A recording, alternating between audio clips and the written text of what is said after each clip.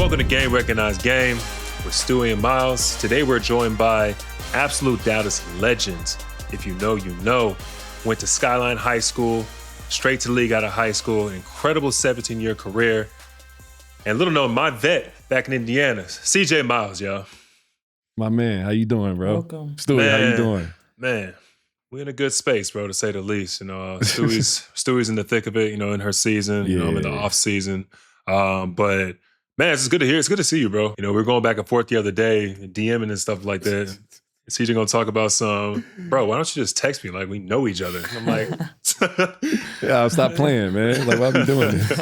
Like, we don't go way back. But man, no, it's an honor to have you on, bro. Like I said, you're one of the guys in this league that I've respected, you know, for a long time, you know, even before I got to the league, bro, especially doing everything you've done for the city, you know, coming out of the city. And it's just amazing to see you still, you know, doing well for yourself, you know, when the ball isn't bouncing, man. Just truly like an inspiration, you know, it's just myself and the ones around me. So it's an honor to have you on the pod today. I appreciate you, man. I appreciate you reaching out. And I mean, and we know a lot of guys don't stay in touch, you know, after you change teams or guys stop playing, a lot of people kind of like fall to the wayside. So it's been cool to be able to still have some guys that you still have contact with. It lets you know, how y'all felt about each other really as teammates. And yeah, we know how that goes. We know how that is. One of the things that we do on the show is obviously it's called Game Recognized Game. And just to start it off, like, what does that mean to you? To me, it's a respect the process, right? Like, I think it's a understanding to know, like, being able to see somebody honestly and being able to understand that for them to be who they are or be doing what they're doing or where they're going, the amount of work that it took to do that. It's like when we mutual, like with hoopers, like we know that. Like we see guys, people, even if they play different roles on their teams that we know people might not be able to see what they're doing, but we understand what it takes to be there or the sacrifices made to do that for your team. Because a lot of people get to the league or get to high levels and they got way more talent than they're allowed to show. Right. That's a fact. I like that answer. Kind of piggybacking off that, like, when was the first time you realized, like, you had game? You know, like, think way back. When was the first time, like, you yourself, not anybody else around you, but yourself realized, like, man, I can do this? Me, I feel like I was a late bloomer in that aspect. I think, like I knew I was good, but when it really got real, it was probably my junior year of high school. That's why, like, my whole process of going to the league out of high school was so fast. Like, it was so crazy because I just remember, like, one day it was like, oh yeah, by the way, this team called and this happened and this and that. Before that, I was going to UT, I was hooping, like I was doing, you know what I'm saying? Like everything was normal. But my junior year, I remember coming in and just really being able to see that separation. It's like the story Kobe used to talk about, but he'd work out multiple times in a day. And he's like, over time, over years, eventually we're gonna separate. And I think my junior year is when I really started to see that with just my peers around Dallas. Yeah, that was like literally leading into my next question. You were committed to University of Texas and then you went right to the league. But if you were now with NIL, do you think you would have gone to college? Somebody asked me the other day, no chance. I would have went to college. No chance I would have went to draft. Just because, man, I was a hometown kid in Texas, going to Texas, where Texas was at that time. The team was already good. And we know it would just made it official to things that really was already being done anyway, kind of. Like, we're not going to act like, right, especially in certain spaces. We don't speak on it. Yeah, but like it would have made it even more so, right? And I think that idea with NIL, one thing I do think we kind of underestimating that, it allows a lot of self-exploration. Like the brands you get to work with, you get to show your personality more. Back then, the internet's not booming. You know, it's 04, 05, like, and anything that looks like it could take away your attention from basketball is looked at as a sin, right? Like, like they'll crucify you for doing photography or music or whatever. They'll get you out of there for that, right? So I think it's a lot different, and I'm happy that it's like that now. It's so interesting, too, because University of Texas, people don't realize, like, number one endowment in the world, one of the richest schools, like, out there. So they're handing out bags to these kids now. I mean, you see what Arch Manning's getting. You see what a couple of these transfers are getting and whatnot. So I can imagine, bro, $1 million would have gone a long way, you know what I mean? Like back then. Especially like, 05. Yeah, like ain't no telling, bro.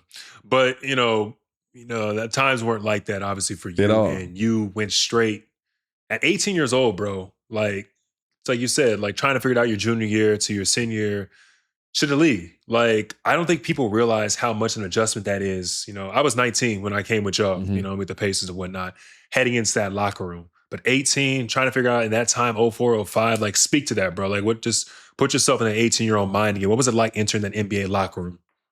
I think the biggest thing is like there's no anchor for me in the locker room, right? Like I'm so different than everybody and everything because the league's not young at this time. So like when I come in at 18, put it like this, I was the youngest person on the team even after 3 drafts.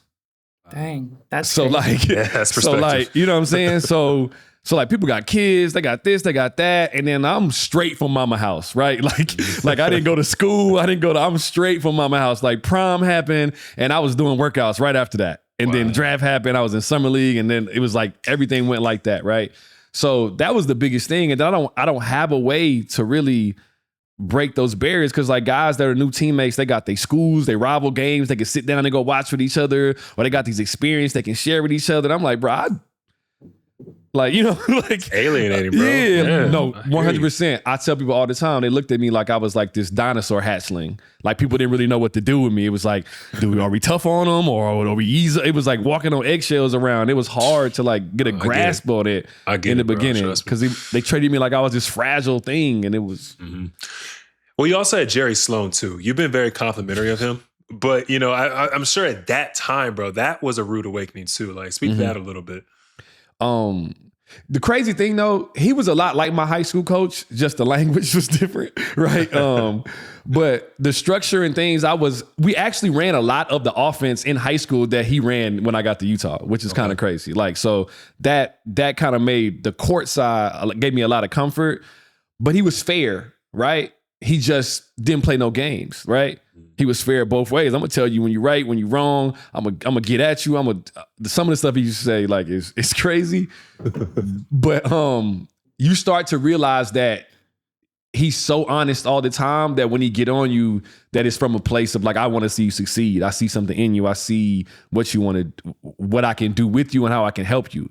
Because a lot of people don't know my draft workout. It started before we even got there. He went and got 4 other college wings to just beat me up for an hour and a half when I worked out for the time. Wow. He was like, I didn't care about basketball. I wanted to see if you were going to get up. So they literally just beat me up for an hour and a half. And like, that was kind of like what decided if they was going to draft me or not, was like my reaction to the physicality or just it not going my way. The league at that time too though, bro. Exactly. So everything's different. Yeah. Everything's different, right? Like the league's slower paced, bigger wing, all the threes, right? We talking about Matt Harper, this who the 3-man is when I come in. The Corey Maggettys, the Steven Jack, the big guys, right? Like guys that are real 4s now, right? Like, or maybe even some of those guys would play 5 if you think about the way we play sometimes now. So they had to know, was I even going to be able to last the first 6 months for us to even talk about getting better after that? So a lot of your 2005 high school classmates went right to the NBA. You have you, Gerald Green, Monte Ellis, Lou Will, Amir Johnson. Like, you talked about being alienated a little bit, like in your locker room because you were so young. Did you lean on those guys, or did they lean on you to kind of like, you know, have similarities of like, oh, this is so weird not having like connections with these guys on your team yet? So same with the connection like that. We didn't really have that type of connection either, because like it wasn't like now where those guys are with each other their whole time growing up in every camp together, got each other's numbers, Instagram, all these different things, right? Like when I got to the league, I had to get a Facebook page. I had to get my sister who was in college to give me a school email. Oh yeah, so, you know what I'm saying? So I couldn't even. College kids, yeah. So there was only MySpace really, and nobody. It wasn't like, you know what I'm saying. So we knew each other and we saw each other. It was love, but like we never really have ever had a sit down and talk about how like the real side of it, right? It's really on some game respect game type thing. Like no pun intended, but like I respect it because I know what you had to go through to stay here this long and do what you did, right? Like, so that's one of the things I want to do is get that sit down and let's really be able to like process that cool. And talk that out, because there's no telling what we could share with a lot of young players that come in now that can help navigate this space. Okay, so let's talk to that turning point though, bro, because you weren't, you know, you went through the licks and the bruises of the G League and, you know, being a young boy, but then, you know, you're a full-time starter at that. Like, what went into that transition? You know, there's obviously a lot of mental work you have to do. There's obviously a lot of, you know, physical work you have to do in your body, but like, when did it start clicking for you? You know what I mean? At this level? Like really, really just being thrown to the wolves, man, like, and really understanding that people, nobody really nobody cared, man. Like, even when I went to the D League, before it was the G League, it was the D League. It was on like 8 teams, and all the guys were older in that league too. They were all guys that were like on the cusp for trying to make the league or didn't want to go back overseas and were going to try one more time. Like, my roommate was Randy Livingston, and Randy Livingston probably was old enough to be my dad at that time. Right. When I went to he gave me a lot of game. He did a lot for me. It helped me a lot, but it was just like figuring it out. And it kind of put a target on your back too at that time. Cause they looking at me like, who is this little kid? Ooh, and I'm trying to feed my family. So I think that really helped me, honestly, because it was like, you got to figure this out now. Like, even if you're not getting minutes in the regular rotation, you still got to figure this now because you got 2 summers. Or you'll be back in East Dallas. Yep. That's real. What was Myles like as a 19-year-old rookie? Give me the tea. I want it. Young. Yeah. That's the best way to put it first, right? But one of the things that he's like part of the new regime of what we're talking about with the league, like more personality guys into other things, guys, and even the way we played. Because when he came to Indy, we didn't have no stretch bigs. They didn't want Myles shooting jump shots at all. It wasn't allowed to shoot threes my rookie year. They didn't want him shooting at all, and that was still being navigated, right? So, like, even just style of play, there's that, right? Defensively, he was always elite. He always had great timing, always great shot blocker. That was like from day one. Nobody ever questioned that. But everything else, just that figuring out the game and figuring out personally how to navigate this space too, because you're going to get teased, you're going to get messed with because you're young. It's all these things. And that's another thing that goes into coming in young. You got to be able to withstand that because they can turn you into something that you're not. And next thing you know, you outside every night, you doing this, you doing that because you think that's the way you're living, right? Yeah, like, it's the league. And this dude been in the league 10 years and he got this figured out and he got a lot of money in the bank too, right? So like he can do things and they be like, man, just come on. I'm like, nah, I'm good, right? Keeping up with the Joneses, bro. It was tough to navigate it too, bro. Because like yourself, like, bro, I came in with another rookie named was Joe Young, but even he was like 23 years old. You know what I mean? That's our guy, Joe. Joe. Shout out Joe Young, man. But he was about 22, 23 years old, and I'm 19 at the time. So, bro, you have to realize, like, I'm coming from 2-parent household, suburban kid. I'm just like good family.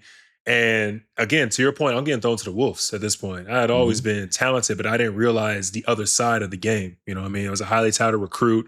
I did my year at Texas, but now it's like, it was really the streets, for real. Like, you have guys that are, have to take care of your family, or guys that are trying to make the roster, guys that got to get it any way that they can. And like, I'm spring chicken, bro. I'm young. I'm thinking everything's sweet. I'm trying to be friends with everybody.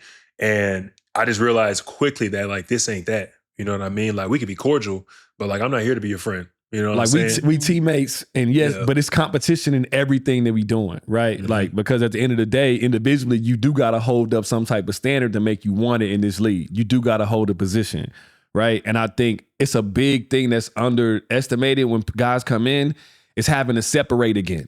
And they think the separation is like to be from going drafted to turning into LeBron. Like, no, separating just enough to be a 8th man. 7th man, 6th man, then a starter. Like, and most guys can't handle having to separate them. They pride won't let them.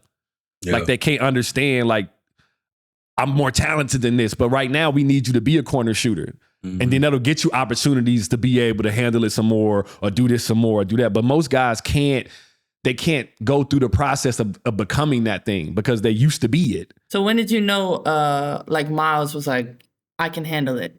You know what I'm saying? Like, was there a moment when you saw him in the locker room where he like... No, it was a game. Because there was like, we had some injuries, guys, bigs going in and out, and it was just reps, right? Like, and it was a chance for him, like everybody, because when you decide you come into the league and you go in the draft and your first year, everybody's optimistic. We're going to get weight on you. We're going to do this. We're going to do that. Everybody's future tense. Nothing's in the present. But until you get that chance to do it yourself and see it yourself, like have a big game yourself, dunk on somebody yourself, block a shot yourself, then everything changes. And I remember there was one game he gets some minutes. I don't remember the numbers, but I remember he gets some minutes, plays well, and then he has a big game like 2 games later, like right after that. It's like real early. It's the West Coast trip. Yeah, like, and it happens, and then you get another night, and it's like, oh, we got to let him rock. And then you get trust from the older guys, and then that does something to you. And then it's just about figuring out your routine after that. Like, what's going to allow me to perform like this every night? And that's an up and down thing because now you got to eat different, got to train different, this, that, and the thing. Yeah, we know. So, like, but the biggest thing with him was just, like, you saw it. Like, as soon as he got the reps and, like, he got the smell and taste the blood himself, it changed everything. I remember like it was yesterday, bro, and God works in such mysterious ways, bro. I was that kid that, I was getting my late night reps in, I was lifting, I was there every single day because I was really the only like real rookie, you know what I mean? Joe, he was going kind of back and forth between the D League. So I was there like every single day. And I remember this shit vividly, bro. We were going on a West Coast trip. I was going to Fort Wayne that day. I had my bags packed. I was going to drive up to Fort Wayne. Lavoy Allen's knee blows up. Yamahini back went out. Jordan Hill broke his finger all in the same day. So all three centers went down. And they say, yo, like, Myles, like, you got to play next game. And to me, I had been getting spot minutes like here and there, but I was about to get real rotation minutes. I didn't take it seriously, bro. I'm going to keep it a stack with you. I remember we were going to Denver. I went out that night before to the college campus with all my high school friends, and I played Fortnite till like 2 a.m.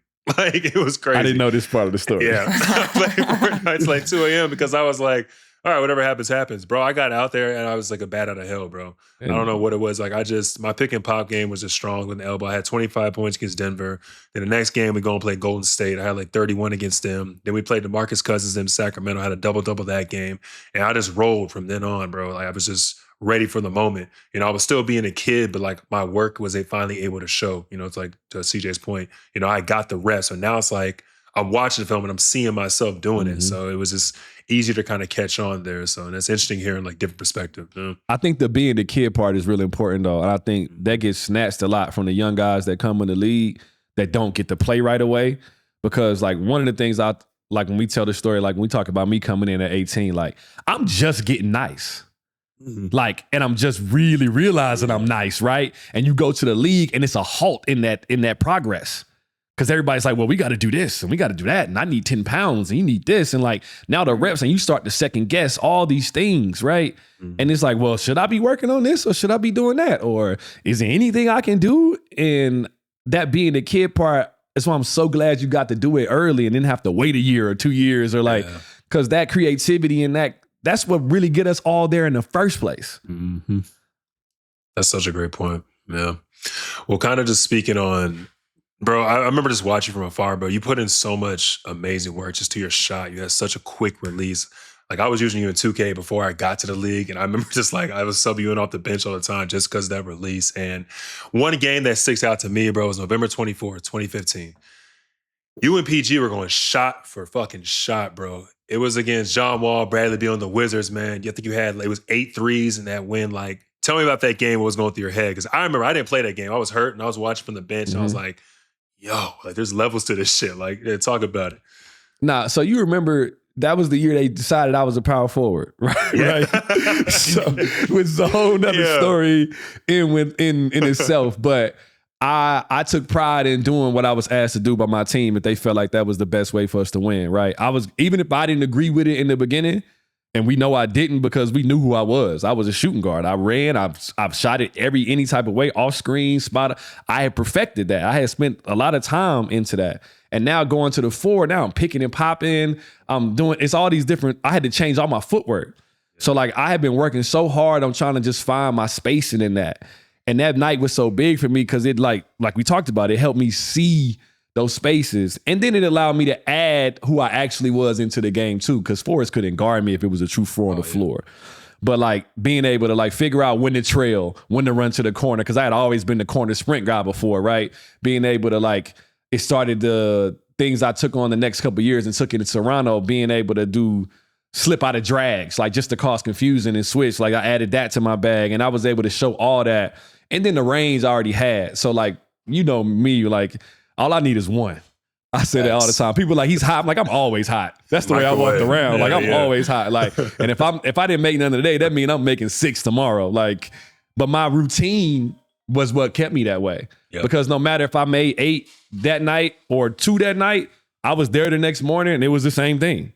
Like it didn't matter. So that's what allowed it. But that's one of my favorite games for sure. I think one of the most impressive things is what you just said is like, you know, you didn't really want to be the 4, but like that's what the team needed, so that's what you did. And I would say like the hardest transition, because sometimes with USA basketball I have to play the 3.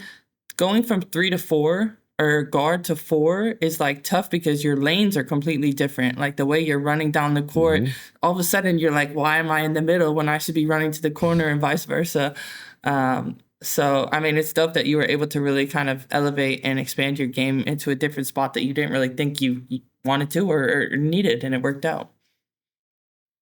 Yeah, I added years onto my career doing that. That's really why I played so long, because I was that willing. And I was that curious about the game. I was like, all right, let me see. Like, it was fun for me, that process, right? Because I wasn't even considered really a three-point shooter until I came to Indiana, right before I came to Indiana. Mike Brown sat me down and was like, hey, you shoot the ball well enough for this to be something you should dive into a little bit more. Because the guys you play with, i.e. I had played with Darren Williams before that and Carlos Boozer, played with Kyrie Irving for 2 years, went on to go to play with Paul George and George Hill, Monte Ellis, these guys that need space. So if you want to stay on the floor, provide things that the other guys need too. And that's kind of the way I took it. So anytime they threw me something new, I just like, all right, that's going to buy me some more minutes. So that's a perfect transition to my next question. Like, I feel like it's such a negative connotation that comes with the term role player. You know what I mean? Especially when, like, for the kids that are like listening to this right now, like, explain why are good role players so important for NBA teams. We're watching the finals right now, and we were all stars at some point in our life, bro. At some point in life, you were the guy. But you get to the league of 450 and you realize, like, to your point, to add years, you have to star in your role. And I feel like all the kids, like, they want to be the all-star, the highlight guy, this is that. Explain why role players are so important, like, you know, for good NBA teams. So first of all, one of the things I try to change that mindset, like, first, we all role players. Yeah. Everybody got a role. The star, that's a role. Like, right? Like, in this team, and being able to understand how your team is built. Like, looking at what your team needs and looking at if it's being provided and what you do and if you can provide in those spaces.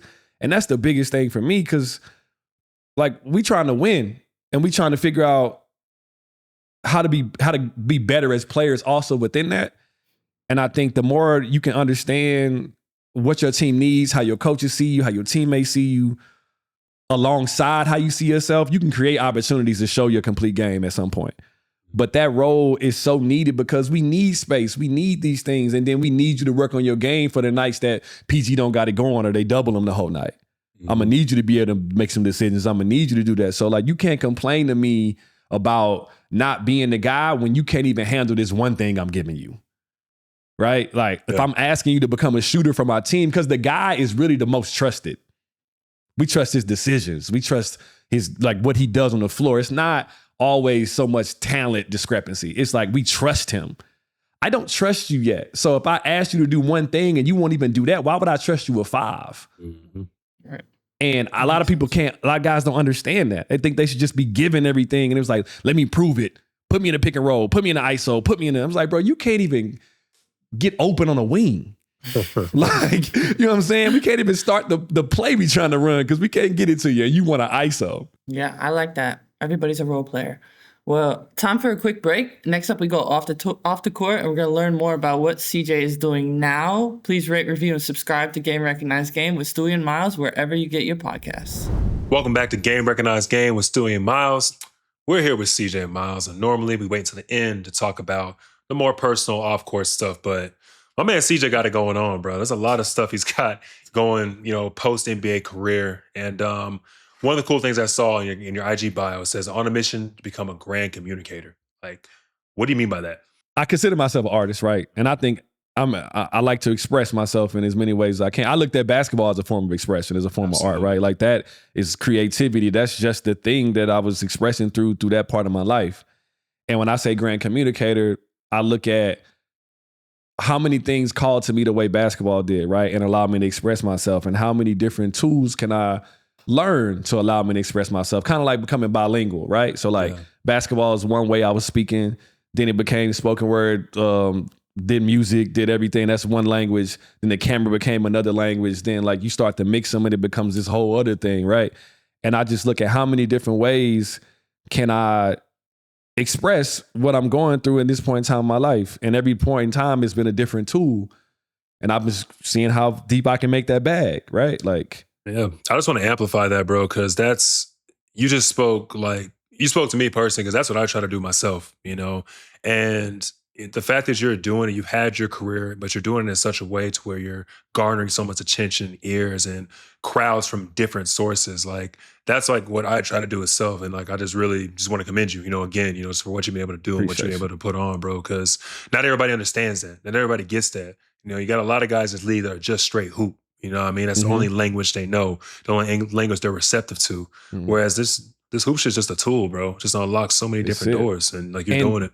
And everything that I am been showcasing now, also I am those things in this way because of hoop. Like my photography eye is because I was a hooper, or I am a hooper. I still, you know what I'm saying? Like I wouldn't even take it off myself, but like the way I see the game, the way I write about it, the way the video, the smoking, that's because of basketball. So I don't have to give that part of me up. It's just, basketball is like, it's a relationship, right? And when you in a relationship with something, you love it differently all through the time you with it. Mm-hmm. Like, so now we in a different point. We speak to each other different. I love her different. She love me different. Right now, it's the way we looking at it, right? Yeah. And that's how it's gonna be for the rest of my life. I know that because I love basketball that much. And every other way, same with my career. I asked you to be a shooting guard. I asked you to be a power forward. I asked you to be six man. I asked you to be like, okay, I love you that much. So let's do it. So you were working as a photographer at the NBA Finals. Like, how did you get that opportunity? So last year, I unofficially shot the finals in Indy. That's right. Because they were bringing the alumni in, right? Yeah. Mm-hmm. So like, I just brought my camera. And my perspective, again, because of that, because I was a hooper, it allowed me to be sitting third row with Reggie Miller, Ron Artest, Steven Jackson, all these people, and being able to shoot the game simultaneously, right? So like one of the things that we've been talking about lately is like I get an extra 6 inches because I'm a player when it comes to like the media thing, right? So it's a different vantage point. It's spaces I'm in. Guys don't react to me with my camera because they see CJ, they don't see media. There's so many different things that come with this, right? So I was already doing photographs, just not doing games. And then when I got in there, I did that night. Saw Krissa Chin. Myles know Krissa. Yeah, of course. Saw Krissa. She was like, you get any good pictures tonight? I was like, yes. And she took me to Mark Spears. And Mark Spears was like, send me what you got. Yeah. And Mark Spears published me during that finals on one of his stories. Yeah, and that changed. And then after that, I did Summer League. Then I did games throughout the season. I went back to Indy again. I went to Toronto. I went to Utah. I went to places I played in, and they just allowed me to operate in the space and get reps. And then it led me back into it again this year because I live in San Antonio. So I shot the playoff games here. So that was the first time you ever shot a game, was the NBA Finals last year? An NBA game, yes. The NBA Finals with Indy and so that like OKC. Opened all that up. That's nuts. That opened all that up. Yeah. That's awesome, bro. Just because I just brought it. Like I just brought it in there and they didn't, and they allowed me. And I just snapped. Yeah, I just snapped away. Like nobody said nothing. They know, and that's the other thing. It was like I was CJ. I wasn't media. It was like, yeah, bro. Yeah. Don't ask for permission. Ask for forgiveness. That's exactly it. Yeah. That's a fact. And what was the worst they could have did? Tell me to put it back in my bag. Like I had like a crossbody on. Put it back in your bag. All right. Like. But then I did. So game 7 in OKC though, it was a little different situation. I snuck that one in there.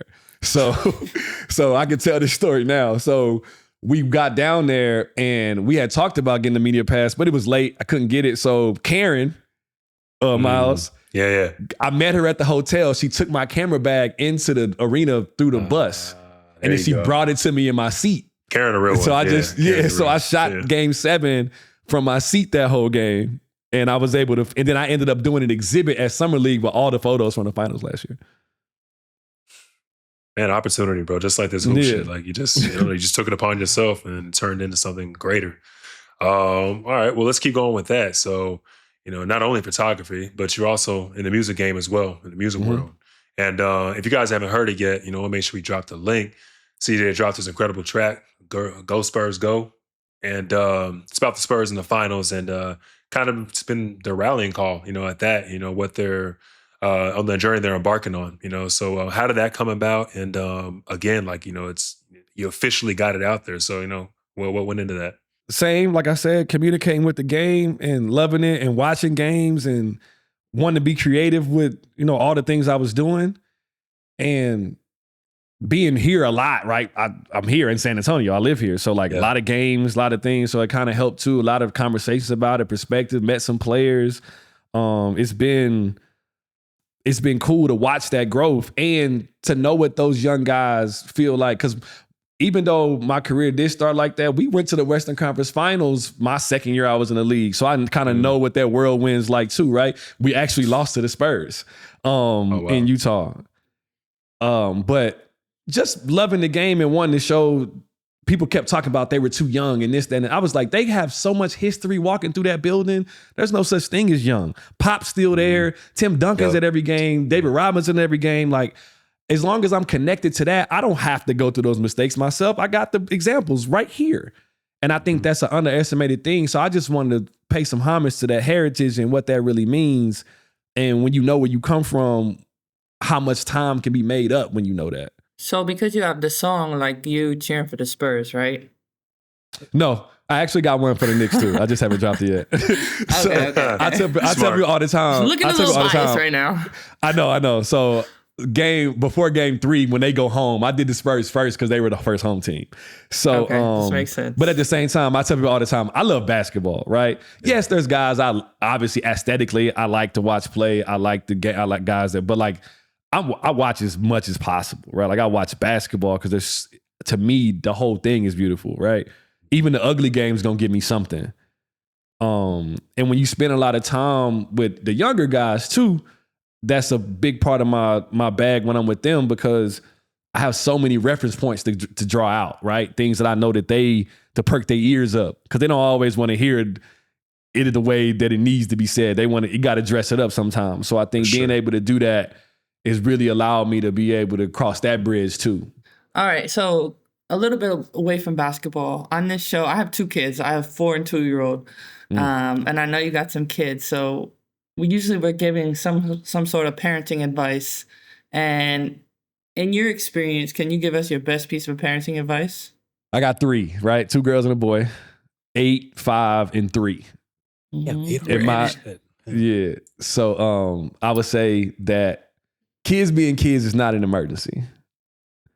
I think we get caught up in, especially because one of the things that happens as a parent, and I'm sure you can attest to this, because you're with that child so much every day, and you know they're smart, and you know they're like, and you know they understand certain things. You kind of get impatient with having to say something a certain amount of times, or knowing they understand something. But today but at the same time, he's 5, right? How long did it take you to like not be told something over and over and over, right? And I think that's what kids do. They play with their environment. They test things. They figure stuff out. Like, yeah, I don't want to wipe this marker stain out of the couch, but like, you know what I'm saying? Like, I'm not about to spaz out over it, right? And I think that's a big thing for me. It's like, kids being kids is not an emergency to me. Like, let them do what they do. Let them be creative. Let them explore it safely.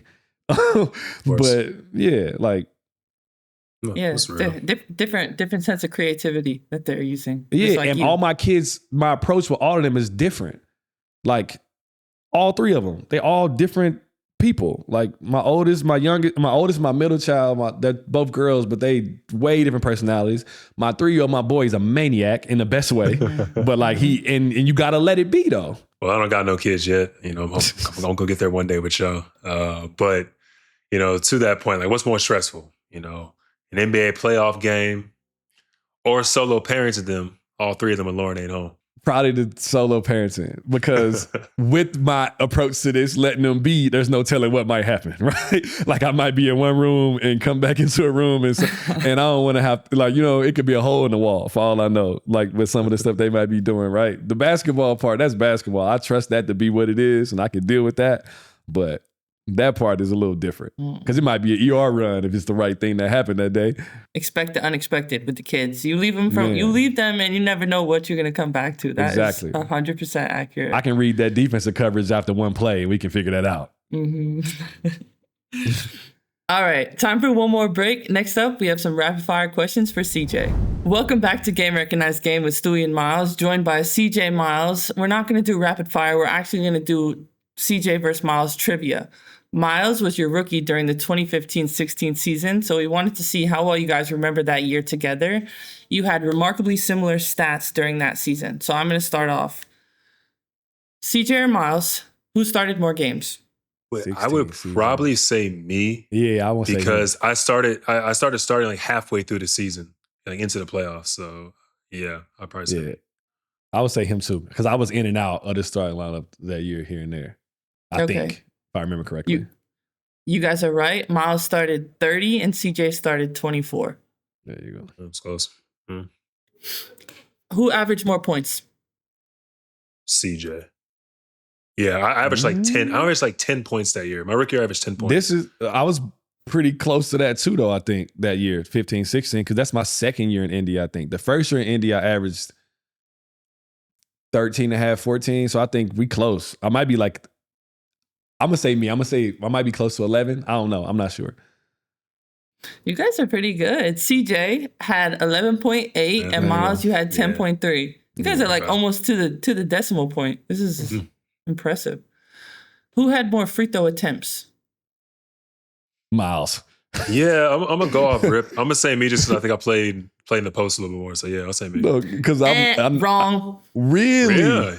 I would have never guessed that because I operate in a certain area that CJ, you had 3 more free throw attempts. Okay, so it was close. Than Myles. Fair. That's crazy. 124 to 121. I wouldn't have thought that at all. Who made more field goals? Total field goals, I'm going to say Myles just off the math because I shot threes, which is why my average can be higher on less field goals. That's good, man. I'll say myself as well. Because I started chucking towards the end of the season, bro. I didn't give a shit. I started that thing about the elbow. I think Monte was getting so mad, bro. Was not swinging that shit. Oh, man. Monte was, remember, that's some Monte stories. Remember, you remember the one time we were in the huddle? It was a fourth quarter, so I remember this. And Bogle drew up a play, and he wrote it down, and he showed it. And Monte threw his hands up, and Bogle was like, "What you want to run, Monte?" Right?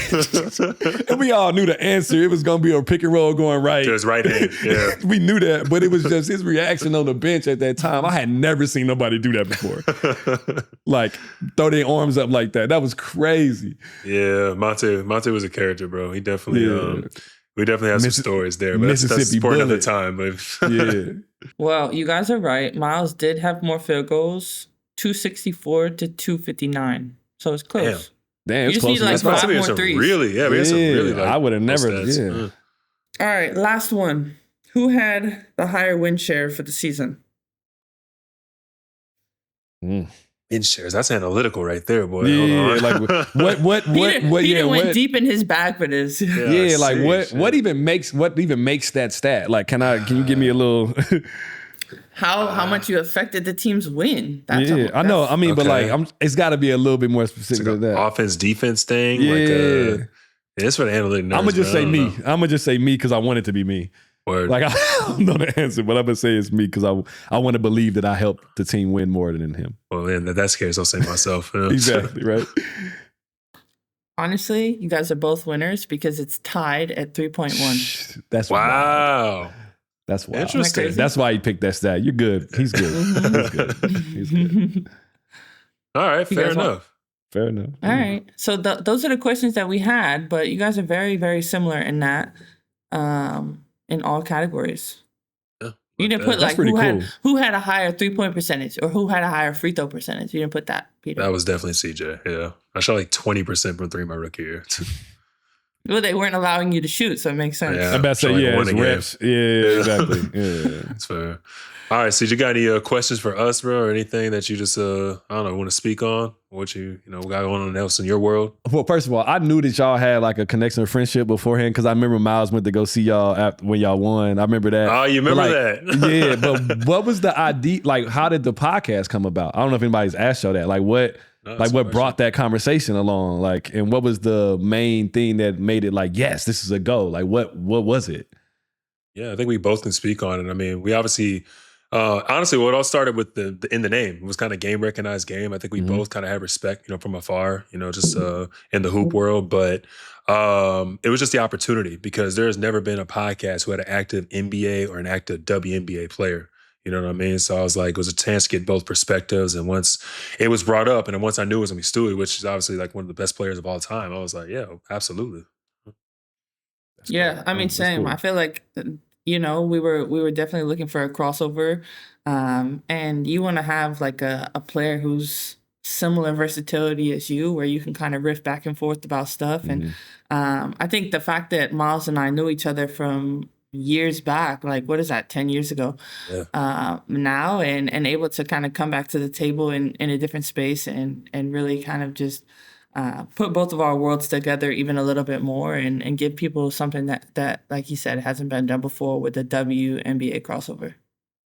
I got one more for both of y'all now too. Since I'm gonna flip this chair on y'all. Because he's an artist. Going from Indy to Milwaukee, like being one place.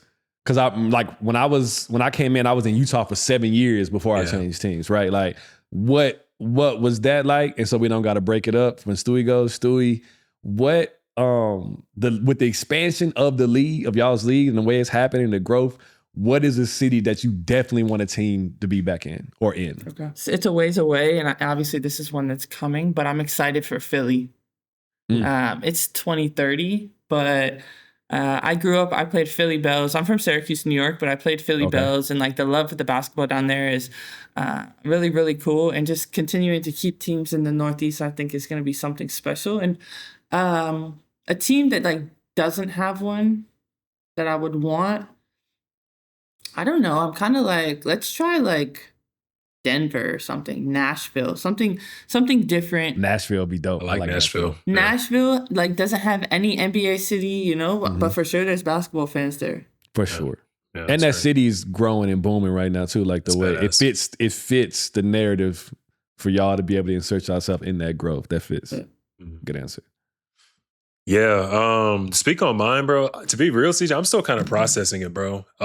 It happened so fast, bro. Even this season went by so fast. Like we didn't make the playoffs, right? And I spent the last 2 seasons, Eastern Conference finals, like still kind of riding the high off of that. So the transition city-wise is pretty smooth. Indy and Milwaukee are somewhat similar. They're Midwest cities, a little bit slower paced.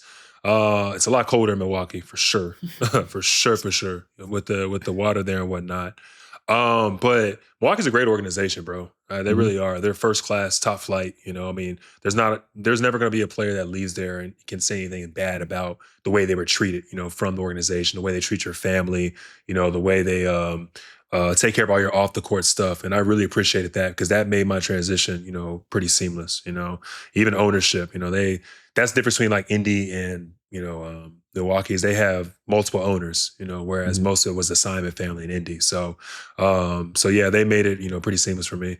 But bro, transitioning just my career and where I'm at, bro, it's been tough. I'll keep it a stack with you because you go from knowing one thing your entire career, your entire life to just having to get comfortable with change. But that's also why I did it as well. I want to challenge myself. I mean, let's make no mistake here. I mean, obviously the money was greater in Milwaukee as well, by $40 million.